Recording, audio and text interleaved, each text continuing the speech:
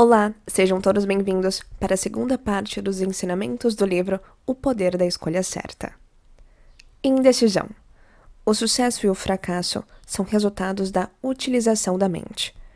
Toda mente motivada ao sucesso é uma mente decidida. Toda mente motivada ao fracasso é uma mente indecisa. Somente o sonhador que agiu com decisão, motivado pelo seu sonho, produziu algo novo e valioso. A quantidade de trabalho mental árduo necessária para o fracasso é igual à necessária para o sucesso. Na realidade, o fracasso é um sucesso negativo. É resultado de padrões negativos sistemáticos na mente subconsciente. A preocupação sempre gera indecisão. Suas únicas ferramentas na vida são a mente e as emoções. As pessoas mais bem-sucedidas em todas as esferas de atividade usam a mesma mente e as mesmas emoções que você usa agora.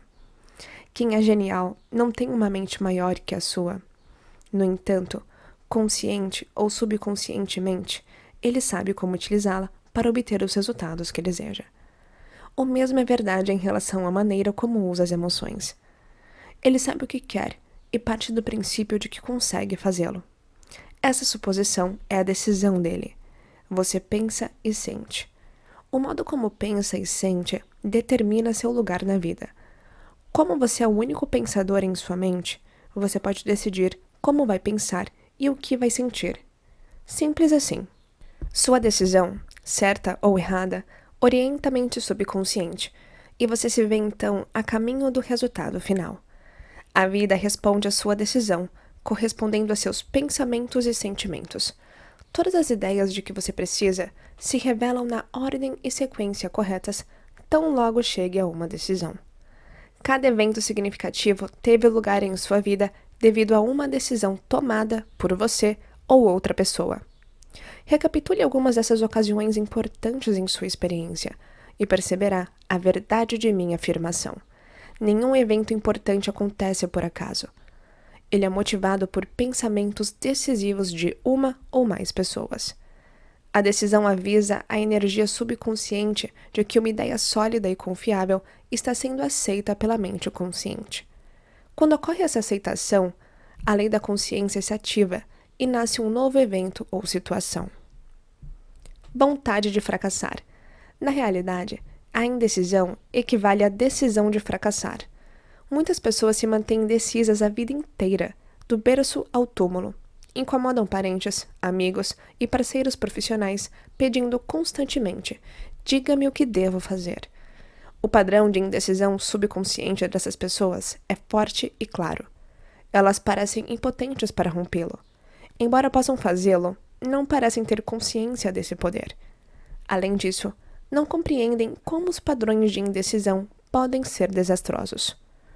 Comumente, esse padrão se consolida no subconsciente nos 6 primeiros anos de vida. A influência familiar ou situação equivalente não permite à criança tomar as próprias decisões. Esse excesso de proteção faz com que ela adquira o hábito permanente de depender de outras pessoas para resolver os seus problemas. Pare de pedir conselhos. Quem busca conselhos, inveteradamente merece comiseração. A incapacidade de aceitar a responsabilidade de administrar propriamente pode muito bem se configurar o maior pecado da vida. Mas trata-se de um padrão que pode ser interrompido. Conheci muitas pessoas que conseguiram esse feito. Não foi fácil, mas com orientação criteriosa, viram-se sob uma nova luz. Aceitaram o primeiro princípio da individualidade, que é a autodeterminação. A liberdade de ação mental é seu direito nato, embora permaneça como potencial latente se você for uma pessoa indecisa. Ela pode ser ativada a qualquer momento. Você nasceu para ser você. Sua consciência está plenamente equipada para a autoexpressão, mas antes é preciso compreender que você pode ser você. Caso contrário, você será uma miscelânea de decisões alheias, alguém de segunda categoria que recebe da vida apenas uma pequena parcela do que é possível receber. Ao se apoiar na consciência dos outros, você não está sendo o que pode ser. Fazer 3 refeições por dia em um restaurante jamais fará de você um bom cozinheiro. Isso só vai acontecer no dia em que entrar na cozinha e usar o equipamento lá existente para preparar um prato com suas mãos. Os primeiros resultados poderão não ser lá muito inspiradores, mas pelo menos será você quem estará cozinhando. A inteligência habita sua consciência, aguardando-o invocá-la. Você pode dizer que não sabe o que fazer, mas no fundo de sua mente reside a decisão objetiva que deve ser tomada. Não há dúvida de que ela esteja lá, e pode ser encontrada de imediato, assim que sua mente se voltar para ela. Buscai e encontrareis. Mateus 7:7. A resposta está dentro de você. O universo de decisões alheias não é seu universo, por mais sábias e bondosas que as pessoas possam ser, por mais que o amem e se importem com você. Elas estão apenas mantendo o padrão de indecisão da infância, o de se apoiar na mente dos outros em vez de na própria. Deus criou sua mente para alimentar seus pensamentos, não os de outra pessoa. Por que essa insistência em que você tome as próprias decisões? Porque o sucesso chega quando você usa os próprios recursos. Toda pessoa bem-sucedida é um sucesso porque fez uso das ideias que surgiram dentro de sua mente. Ideias originais não vêm de outra pessoa. Elas têm lugar dentro de sua mente. Os outros podem lhe transmitir ideias excelentes, mas a originalidade envolve autodescoberta. O que você precisa já está na sua consciência, tendo sido implantado ali desde o início. Somos espiritualmente equipados para ser pensadores originais. Assuma que você o é, e ideias interessantes lhe ocorrerão. Provavelmente não se encaixarão em seus padrões habituais de pensamento, e é possível que o deixem pouco à vontade, mas não as rejeite. Elas o atraem neste momento para áreas de novos sucessos. Convidam-no a ser um explorador de novas minas de ouro. Essa é a ocasião em que, ao vislumbrar a maturidade do autoconhecimento, você abandonará a imaturidade de buscar ajuda alheia. O universo é decidido. A mente primordial do cosmo sabe o que está fazendo e executa tudo muito bem no seu trabalho. Ela encerra uma precisão matemática quando o assunto é lei e ordem. Não contra-argumenta e nunca fica indecisa. Também não questiona nem se apoia em ninguém. Ela apenas dá continuidade à atividade de criar o novo, o melhor e o diferente, pois não pode ficar estagnada, tampouco ser derrotada. Tudo é ordem no universo. Você pode chamar um furacão de desordem, mas os meteorologistas o concebem como algo ordenado. Estão conscientes de seu início, progresso e fim. Mapeiam-no com competência e precisão. Para eles, trata-se de um fenômeno ordenado com causa, processo e conclusão. Você existe nessa mente universal primordial, sendo parte dela. Toda sua lei e ordem estão instantaneamente disponíveis para você. Na realidade, essa mente já está na sua consciência, aguardando conscientização. Você nunca se separa dela. Pode até, de modo inconsciente, isolar-se, mas o contrário jamais ocorrerá. A mente é, e você é, aquilo que ela é. Existe apenas uma única mente, e você é um pensador integrante dela. Todas as ideias da mente são suas também. A ação de ininterrupta criação e sustentação do que ela criou funciona neste momento em sua mente. O tratamento espiritual a seguir o ajudará a se conscientizar dela e, assim, receber seus benefícios. Existe uma única inteligência, mente e um único espírito, primordiais. Eu sou sua ação, escoadouro e processo de autorrevelação. Eles me reconhecem como sendo eles mesmos, e eu me reconheço como sendo eles. Por isso, jamais fico indeciso. Tenho sempre a ideia certa no momento certo. A inteligência infinita em mim sabe o que fazer, e esse conhecimento é meu a cada instante. O pensamento primordial permeia minha consciência e decido corretamente todos os assuntos. Sei o que preciso saber no instante que necessito sabê-lo. Os resultados desse conhecimento adequado de ideias originais produzem situações novas e aprimoradas em minha vida, e por esse motivo sou feliz. A Bíblia começa com a descrição alegórica de muitas decisões da mente primordial. Sugiro que você releia o primeiro capítulo do Gênesis. Ele não contém uma única frase de hesitação, é objetivo e direto.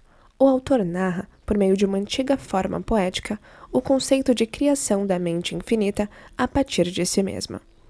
Ela faz isso reunindo a princípio ideias claras e pontuais do que deseja formatar. Em seguida, manifesta esse desejo em forma, declarando: haja, e a forma aparece. Essa mente criativa é completa em si mesma.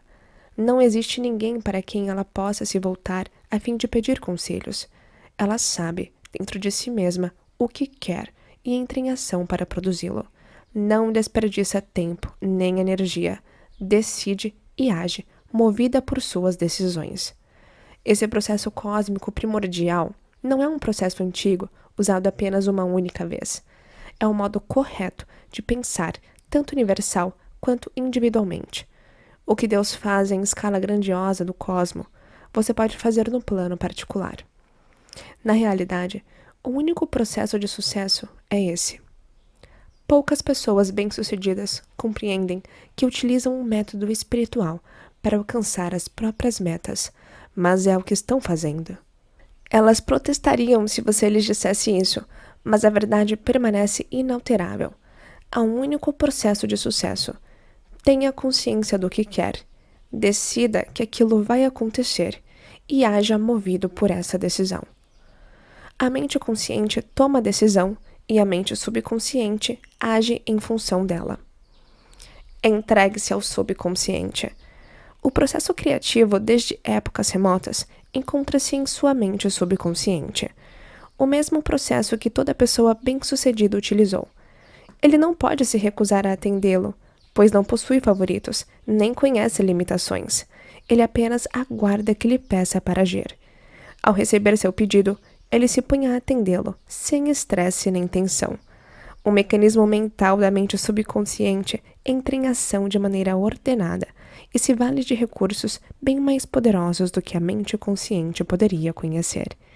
É compreensível que os metafísicos modernos chamem de Deus essa função da mente, uma vez que sentem a magnitude de sua capacidade e se utilizem desse tremendo potencial criativo para produzir o que desejam na vida.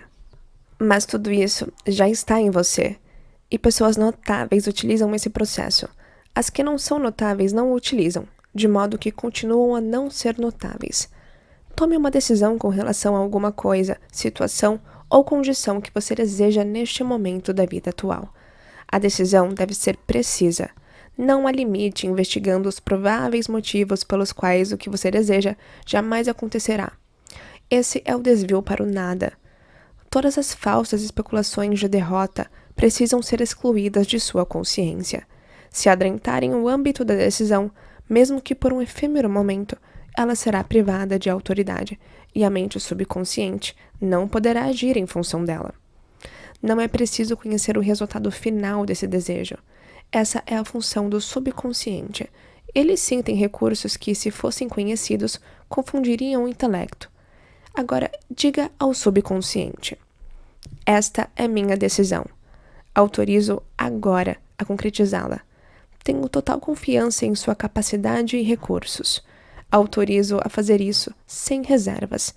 Não insiro minha determinação em uma estrutura de tempo ou condição. Trata-se de uma requisição livre, agora estabelecida na mente subconsciente. Essa mente sabe com clareza o que desejo. Em seguida, relaxe e dê rédeas largas ao subconsciente. Evite toda e qualquer preocupação. Deus, em seu subconsciente, é o poder e a mente que realizarão seu desejo. Deixe que Deus seja Deus e mantenha-se afastado do processo. O subconsciente revelará à mente consciente o rumo que ela deve tomar e como proceder. As ideias se sucederão em perfeita ordem e sequência. Você se torna o observador do processo criativo que agora tem lugar dentro de você. A partir do ponto de observação da mente consciente, você vê acontecer o que queria que acontecesse, sem estar submetido a qualquer tipo de tensão. Você é ao mesmo tempo observador, adulto ou criança. Para se tornar um adulto eficiente, você precisa tomar decisões. Se não pretende tomar decisões e deseja continuar hesitando ao longo da vida, o melhor a fazer é aceitar que você é infantil. Enfrente esse fato e o admita. Sua altura ou a data na certidão de nascimento não tem nada a ver com sua mente e suas emoções. Paulo escreveu: Quando eu era menino, falava como menino, entendia as coisas como menino e pensava como menino. Mas quando me tornei homem, eliminei as coisas infantis. Coríntios 13:11. Ele havia se aceitado como adulto. As decisões dele foram numerosas e uma das principais fontes para a disseminação das ideias de Jesus. Se tiver dificuldade em se decidir porque tem medo de cometer erros, você ainda é uma criança imatura. As crianças têm medo de errar devido à intensa necessidade emocional de agradar os pais. O adulto que é indeciso é alguém que ainda receia no subconsciente que seus atos desagradem algum símbolo mental do passado. Com excessiva frequência, o passado ainda governa o presente. Em geral, esse fato está de tal maneira camuflado no subconsciente que a pessoa fica completamente alheia a ele.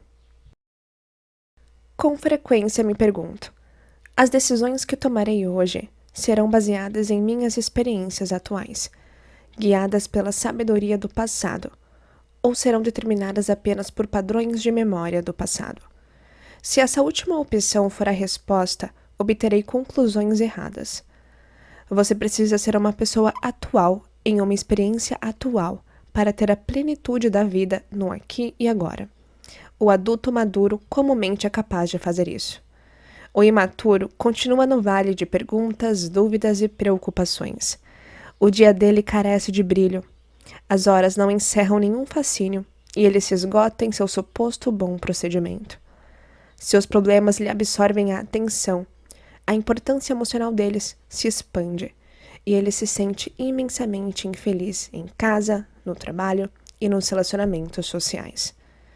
Desse modo, torna-se alguém que vive à procura de conselhos, esperando que terceiros esclareçam sua confusão.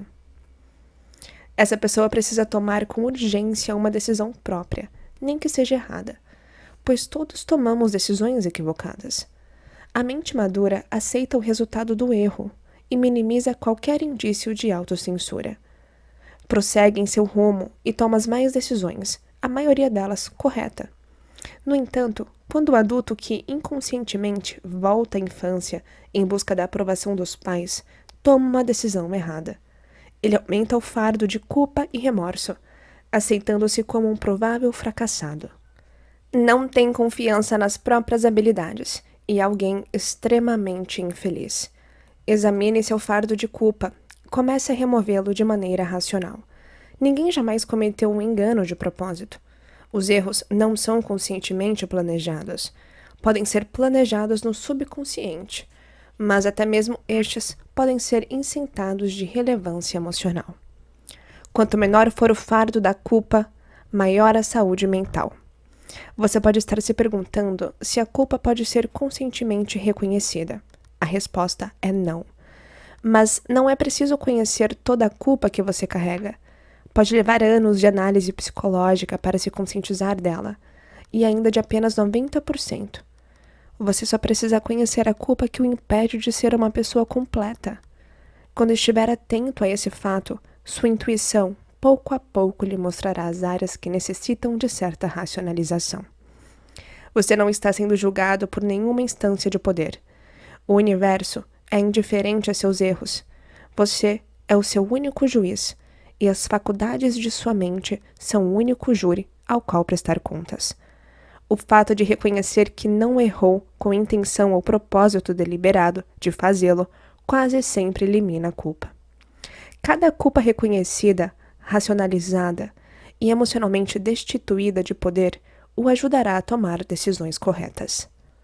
O tratamento espiritual a seguir o auxiliará a se libertar da culpa.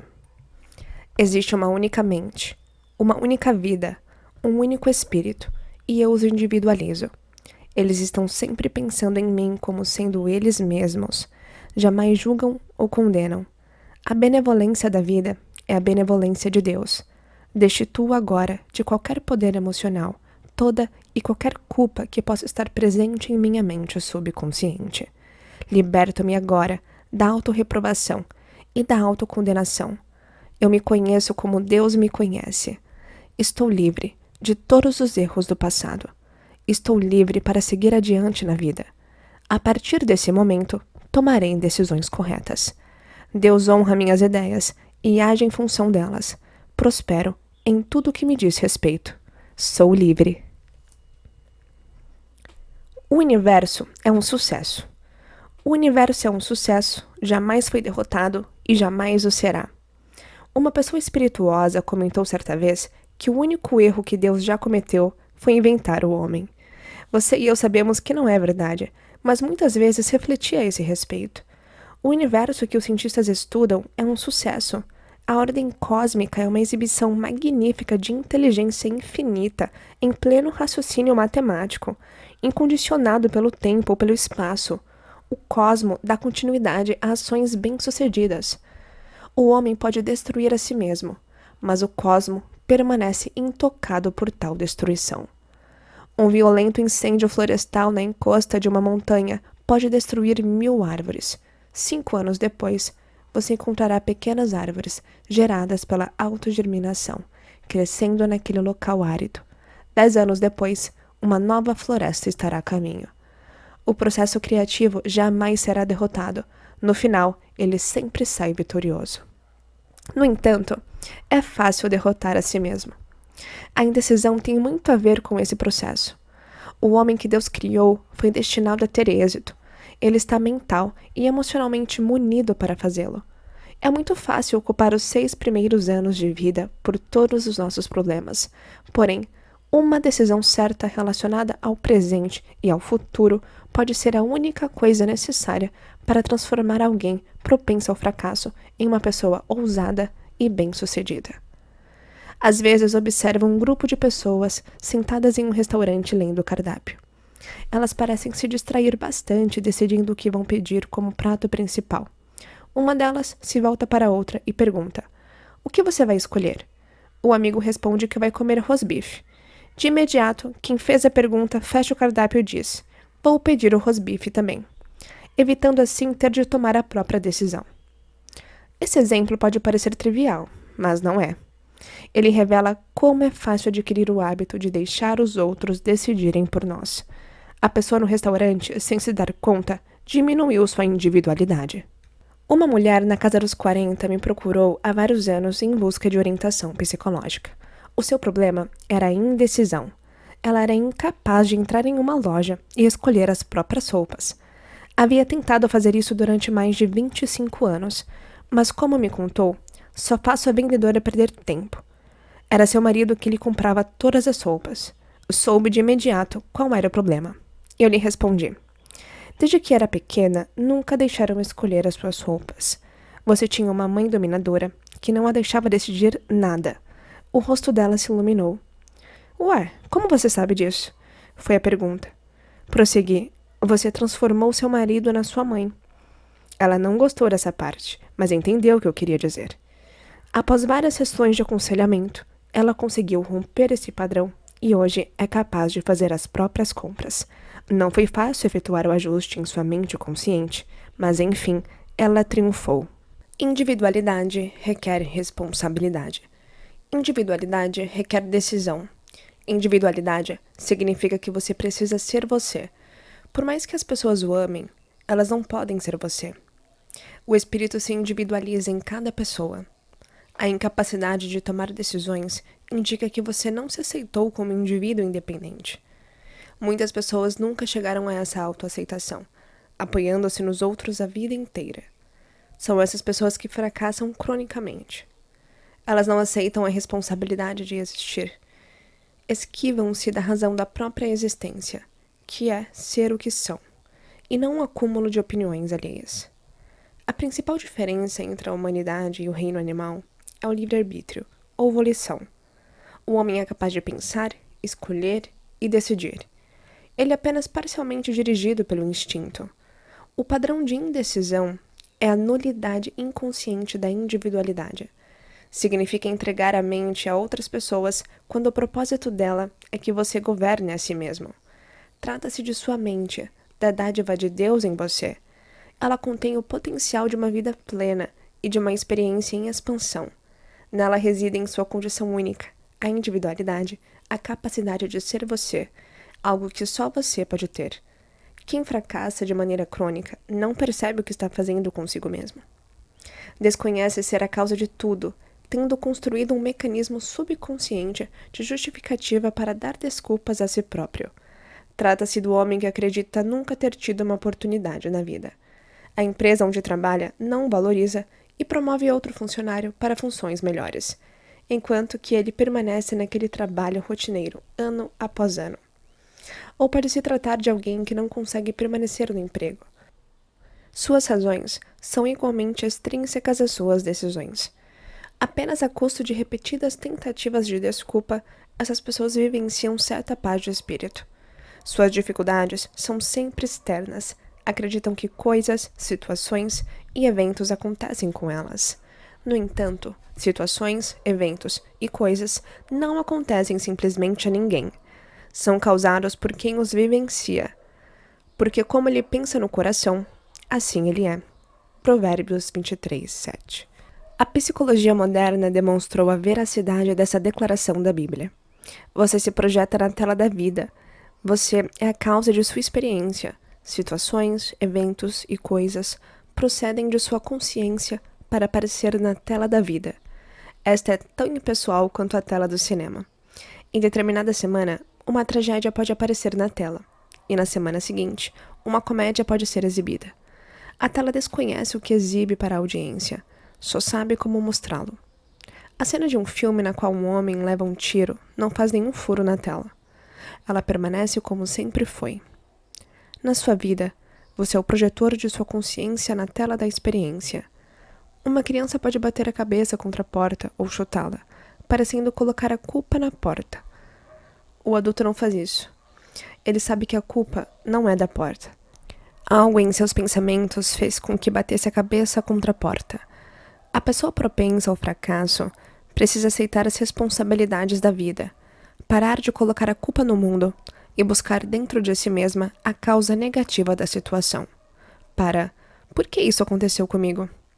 Em geral não há resposta, mas por que provoquei esse acontecimento? Como a mente conduz ao entendimento da causa do problema? Todo místico, mártir ou santo disse aos seus seguidores que o interior do homem é a explicação do exterior do homem. Esses espíritos sábios tinham descoberto uma verdade e tentavam explicá-la. Sabiam com certeza intuitiva que aquela era a verdade. O interior da pessoa é a explicação de seu exterior. Todas as vertentes espirituais visam colocar em ordem o interior do homem e lhe dar uma orientação correta. As ideias certas surgem em nossa consciência quando tomamos decisões baseadas nelas e agimos em sua função. Elas produzem resultados corretos. Ideias certas na consciência, quando desconsideradas, tornam-se inadequadas e produzem decisões incorretas com resultados desagradáveis. O homem voltado para seu exterior sente os efeitos e geralmente acredita neles. Visão, audição, olfato, paladar e tato confirmam suas conclusões equivocadas. Ele se explica a si por intermédio dos fatos materiais que observa. Metafísicos e psicólogos fazem o que grandes pensadores espirituais fizeram. Eles têm consciência de que o mundo interior da mente é a verdadeira causa e o mundo exterior dos acontecimentos é um mundo de efeito. Os fatos externos traem ideias, disposições de ânimo, sentimentos e motivações. Paulo escreveu: Não vos conformeis a este mundo. Jesus disse: Vós sois deste mundo, e não sou deste mundo. Essas são apenas duas das inúmeras afirmações desse tipo feitas por grandes pensadores. Isso não significa que você deva se retirar do mundo dos fatos. Com certeza não significa que deva negar a existência dele. O mundo exterior é maravilhoso quando não nos deixamos nos enganar por ele. Quando você realmente sabe que seu mundo interior é a causa do mundo exterior e que tem pleno controle sobre sua consciência. Assim, você ganha uma verdadeira liberdade, tanto de pensamento quanto de ação. Você pensa o que quer e deseja o que pensa, e o mundo obedece aos pensadores originais, que nunca se conformam a ele. O mundo material se reorganiza para se acomodar ao que um pensador deseja, e o faz enquanto o pensador reflete e decide. Não há demora. A lei subconsciente da mente não conhece procrastinação. Age de imediato sobre todas as decisões da mente consciente. Há tanta grandeza a ser conhecida, cogitada e vivenciada, que fico assombrado com o fato de todos não a estarem buscando e experimentando o grande bem que automaticamente acompanha essa sólida contemplação. O salmista escreveu: Este é o dia que o Senhor criou, nele nos regozijaremos e nos alegraremos. Salmos 118, 24. A experiência de uma vida abundante pertence àqueles que são capazes de se expandir em direção a grandes ideias, contemplá-las como sendo algo grandioso e decidir que assim serão. Pessoas assim não podem ser derrotadas. Não existe nenhuma causa interior capaz de provocar a derrota externa.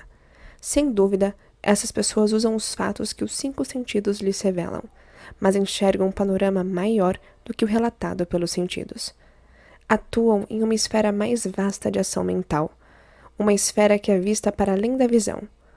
O conhecimento dessas pessoas extrapola os fatos. Suas expectativas vão além das limitações habituais. Esses homens e mulheres são uma alegria para Deus e uma grande bênção para os semelhantes, ao manter viva a luz da verdade e permitir que ela brilhe ao longo de um campo em eterna expansão de realizações criativas. Luz da mente. Essa era a verdadeira luz que ilumina todo homem que vem ao mundo. João 1:9. Tal declaração implica que você também tem essa luz. Você pode buscar a grandeza que mencionei procurando dentro da mente as ideias gerais nela colocadas pela mente infinita. Elas já são suas. Não é preciso suplicar a uma divindade para obtê-las. Não é preciso jejuar para conhecê-las. Nenhuma igreja pode lhe dar essas ideias. Elas são universais, impessoais e encontram-se instantaneamente disponíveis. Na verdade, são a luz da sua vida, a resposta para todas as suas necessidades e possuem a capacidade de satisfazer todos os seus bons desejos. Ideias, e não fatos, são a esperança do mundo e já residem em sua mente atual. O caminho que se afasta dos problemas é um caminho que penetra na mente. Não se trata de um caminho de fatos, e sim de ideias. Toda a ideia necessária está disponível de imediato, no momento em que se precisa dela. O infinito jamais abandonou alguém. A oferta sempre precedeu a demanda. A revelação de novas ideias é um constante processo mental no qual a mente está eternamente imersa. Essas ideias são propriedade sua pelo simples direito de ser você. Essa é a herança incorruptível, mencionada na Bíblia. Ela não é meramente a propriedade do bem.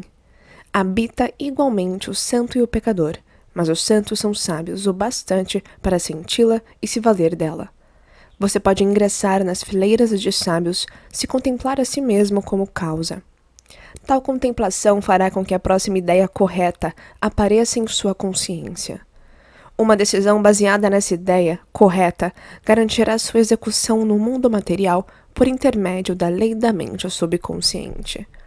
Viveríamos hoje uma grandiosa utopia se todas as grandes ideias que surgiram na mente dos homens tivessem sido seguidas pela decisão e ação corretas.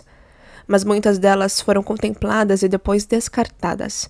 Em geral, o pensador as rejeita por razões que para ele parecem plausíveis. Nenhuma grande descoberta na história se baseou em motivos plausíveis. Os automóveis eram implausíveis em 1900. Os rádios eram implausíveis em 1910. Os aviões transatlânticos eram implausíveis em 1920. No entanto, os pensadores deixaram que essas ideias surgissem na consciência, procedentes do manancial da inteligência infinita. Todos devemos lhes ser gratos por terem decidido experimentar as ideias que tiveram. Cada mente científica tornou plausível ou implausível. Você é a causa. Você é a causa porque é capaz de pensar. O único processo criativo que já existiu, que existe agora e que sempre existirá é o pensamento. Você pode deixar que novas ideias surjam à consciência com a mesma facilidade que pode executar qualquer uma das tarefas rotineiras do seu dia. Novas ideias ocorrem a pessoas que querem que elas tenham um lugar em sua consciência. Não surgem para quem está satisfeito consigo mesmo do jeito que é. E também não ocorrem na mente daqueles que cultuam o passado. A inteligência infinita procura se tornar disponível de maneira original em cada homem, mulher e criança. Não possui favoritos, nem busca favores. Seu único requisito é que a pessoa esteja interessada em novas ideias e disposta a agir, motivada por elas, através de decisões corretas. Você pode ser essa pessoa. Enquanto lê esta página, uma nova ideia pode despontar em sua consciência. A mente infinita só pode lhe dar uma ideia. Ela não tem nada para lhe transmitir além da preciosa consciência dela. Se precisar de coisas, ela lhe dará ideias que farão essas coisas se manifestarem para você. O infinito é o pensador que permite ao homem ser o produtor. Esse homem é você. Você é o instrumento pelo qual o infinito age sobre o plano particular. O processo criativo busca escoar por você, através de você e como você. Você só conseguirá ser o que foi destinado a ser quando acolher favoravelmente esse processo e se abrir para as ilimitadas possibilidades que ele lhe oferece. Você foi criado para pensar, sentir, decidir e agir em função de decisões. Ideias originais. Ideias originais resultam de uma concepção imaculada. Elas não têm fonte material, não surgem de experiências passadas. Nascem na mente infinita e renascem na consciência, sem a ajuda de nenhuma outra pessoa. Simplesmente aparecem quando você, consciente ou subconscientemente, preparou a consciência de modo que pudessem surgir. Tais ideias são totalmente puras. Ainda não foram adulteradas pela dúvida ou especulação material a respeito do como, porquê ou quando. Quem é capaz de reconhecer a pureza delas e observar os próprios pensamentos para manter essa pureza, pode então chegar a aceitá-las, tomar uma decisão a respeito e vivenciar a extensão dessas ideias no mundo da forma. Jamais saberei quantas ideias originais que entraram em minha mente foram adulteradas por minhas dúvidas. O modo de pensar do mundo nos ensinou a desconfiar de novas ideias. Ele nos alerta de que o melhor a fazer é esperar para ver. Grandes experiências se perderam porque prestamos atenção à opinião das massas. No entanto, essa opinião jamais provocou o progresso. Esse último acontece quando surgem líderes com novas ideias, homens e mulheres que não se deixam intimidar por crenças e situações materiais. Eles conservam a pureza da nova ideia e dão continuidade às decisões a respeito dela.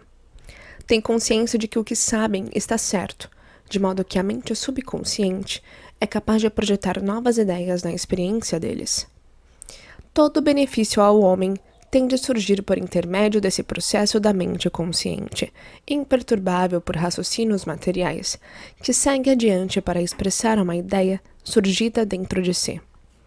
As ideias existem continuamente, sem limitações do tempo e espaço. Não contém nada que restrinja sua plena expressão. Chegam à mente, esta assim condicionada pelo tempo e espaço. Nela, as ideias são colocadas em uma estrutura de passado, presente e futuro. É então que começa a adulteração mental. A ideia é uma concepção atual. Mantida na mente dessa maneira, seus potenciais podem ser usados, explorados e desfrutados.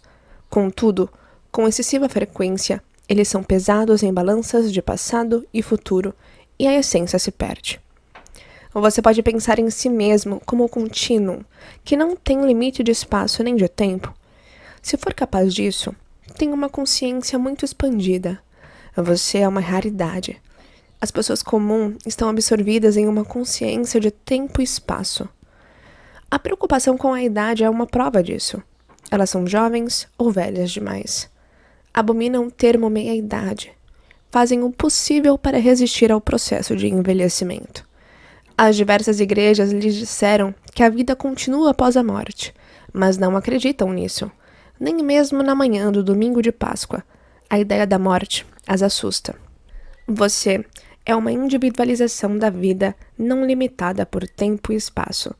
Funciona em uma esfera espaço-temporal e, em geral, é enganado por ela, sem se dar conta de uma infinitude e eternidade. Toma ideias originais e as insere dentro de limites. Espera que sejam de tal maneira, em vez de saber que são de tal maneira. Cada ideia em sua consciência encerra possibilidades ainda inexploradas. Antigas ideias, examinadas de certo ângulo, revelam novas possibilidades.